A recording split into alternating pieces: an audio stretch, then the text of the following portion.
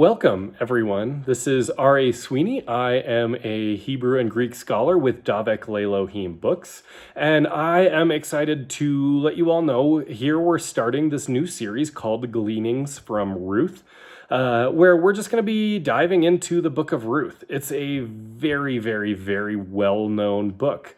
I have read the book of Ruth, I would say dozens of times. If I just have a few minutes with nothing to do and I want to just sit down and read some scripture and I'm not in the middle of something, I always go to Ruth. It's my go-to. It's like the comfort food of scripture. It's just that book that like everybody loves. I don't know. I've never met anybody who had anything bad to say about Ruth.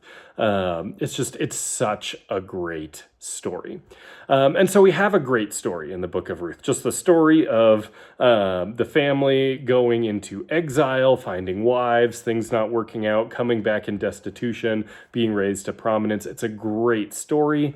But we also see so much of the Bible is wrapped up in what's going on with Ruth. So we'll see as we get into the series how there are different ideas like the kinsman redeemer that I think is pretty well known in the book of Ruth, but we're going to dive into some things that maybe we've never seen before, and really kind of what's going on with that and how kinsman redemption is such a pivotal part of the Torah. And this is kind of playing out, what does that look like in terms of, just applying the Torah and what that would produce in our lives.